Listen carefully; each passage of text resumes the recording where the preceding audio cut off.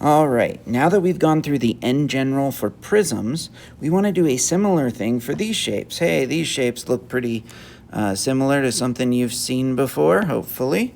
Notice how they have a point on the top. You might realize that these are called pyramids. So if you look at each of these pyramids, they have that same point on the top for each one, but they have a different bottom, or we call it the base. Each of these pyramids has a different base. So what do we name them? Well, pretty simple. We name them depending on their base. In the first one, that has a triangular base, so we call it a triangular prism. And we can go on from there. A rectangular prism, a pentagonal prism, and a hexagonal prism. Not too hard. Go ahead and write down the name of each shape, draw each shape, pause the video while you do so.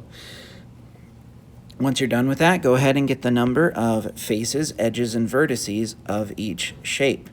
I'm going to go through the triangular prism with you, but I want you to get the rest of them. For the triangular prism, if I take a look, the number of faces, we got one here, we got one in the back, and we got one on the side. That looks like 3, but we also have one across the bottom. That is 4, so there are a total of 4 faces. How many edges does it have? Oh, that's got to count them. 1, 2, 3, 4, 5, 6. 6 edges. And how many vertices does it have? Well, 1, 2, 3, and 4. There are 4 vertices. So, as we go through this, we want to find a more general form for it. I know that with this triangular prism, I've got 4 faces, 6 edges, and 4 vertices. But the way that I got those faces was I took the base, that's 1, and then I added 1 face for every side of the base. So this is really 3 plus 1 to give me the number of faces. What about the number of edges? Well, the number of edges is 6, but that's really double the number of faces. So this is really 2n. And then for the vertices, how many vertices are there? Oh, that is 3 plus 1 again. There's 1 vertex for every side of the base, for the triangular part of the base, plus 1 vertex at the very top of the pyramid. So see if you can create the equations to write the in general functions here. What is the in general way to get the number of faces, the number of edges,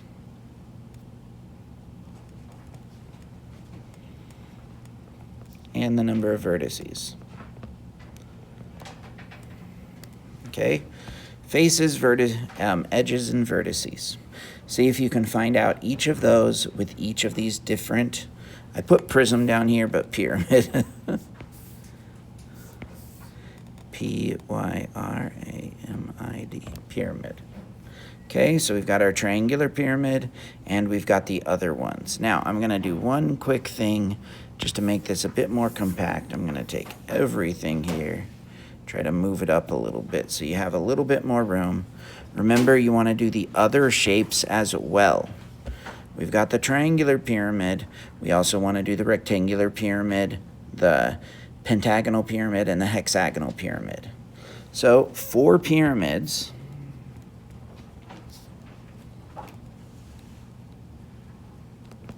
In general, what are those functions? All right. Go ahead and finish that up as you pause the video, and I am going to go on to the next thing, but you do want to finish this off first. This leads us to Euler's formula. Euler is an amazing mathematician. He was brilliant even at the age of a little kid. He was able to add 1 to 100 in 2 minutes. When he was 6 years old.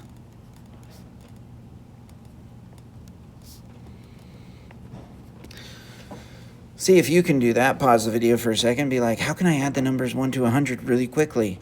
He did it all by hand. Calculators were not invented yet. So see if you can do Euler's stuff. Whenever he was 6 years old, he was able to do that. His teacher was fed up with him asking for extra stuff to do at the age of 6, and so gave him that, and he came back with it in 2 minutes. It's kind of annoying. But we've got Euler's formula here. And Euler's formula realized that there's a relationship between the faces, the edges, and the vertices.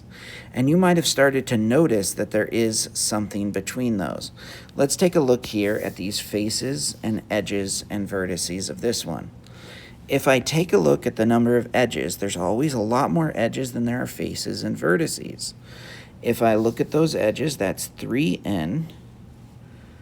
But then if I look at the faces and vertices, that's the f plus the vertices, that's n plus 2 plus 2n, and that becomes 3n plus 2. Oh, the faces and vertices are actually 2 more than the number of edges.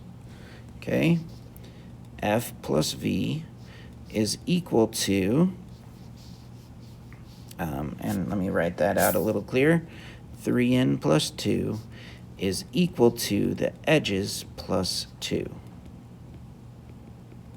Okay, the faces plus the vertices is equal to the edges plus 2. Well, is that true here for the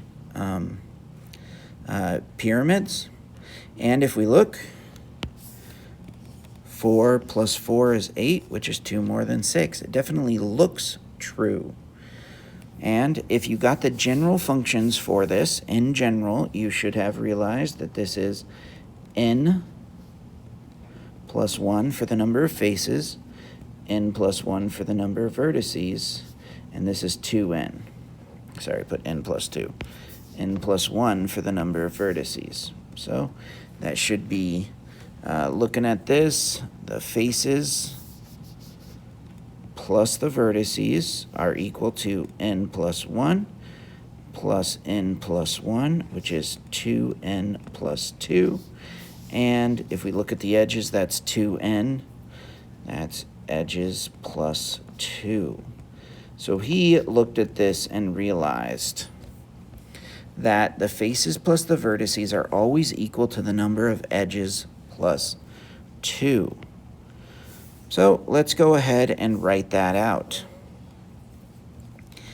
In any 3D polyhedron,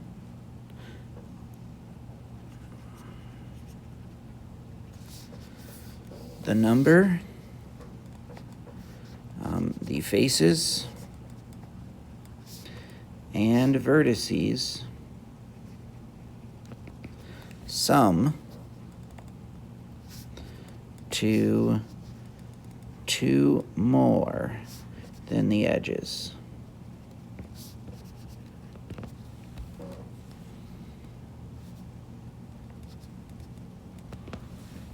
Okay, so the faces plus the vertices are equal to the edges plus 2.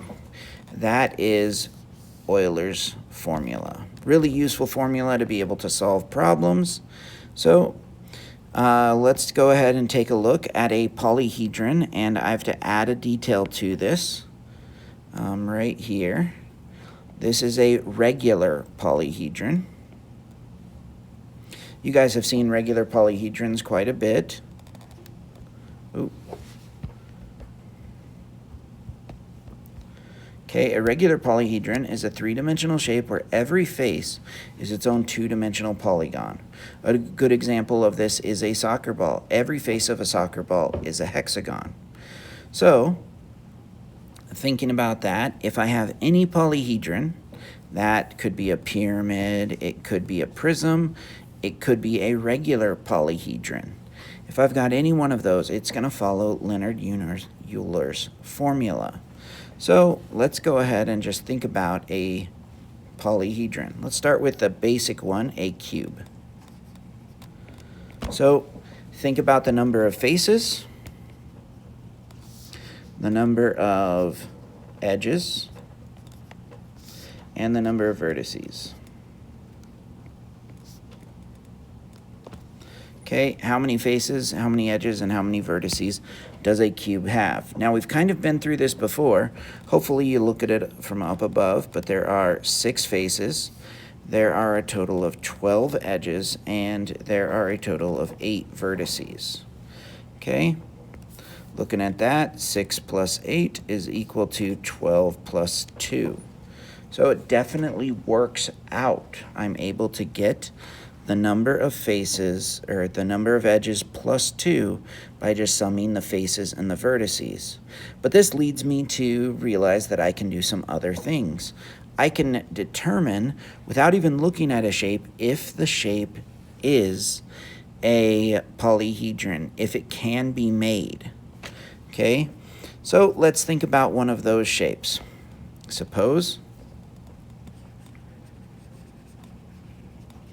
a shape has 3 faces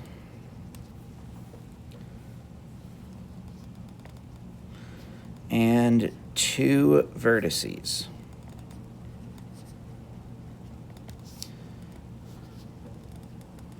Can it have 6 edges?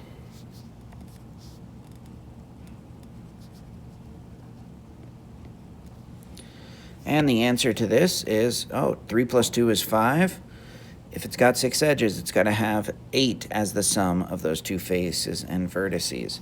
So the answer here is no, because 3 plus 2 equals 5, and 5 is less than 6. There we go. Also, a shape cannot have 3 faces and 2 vertices. We're going to run into a lot of different troubles with stuff like that. But you can answer questions like this. Now, take a second to go through these notes. Pause the video as you need to copy any notes that you missed or anything like that. Develop your understanding. And the last thing you're going to do, if you have extra time, go up to whiteboards and draw some 3D shapes. Write down the number of faces, the vertices, and the edges. Let's see if you can count them properly. And if you're missing one, use Euler's formula to find the remaining values. Have a good day.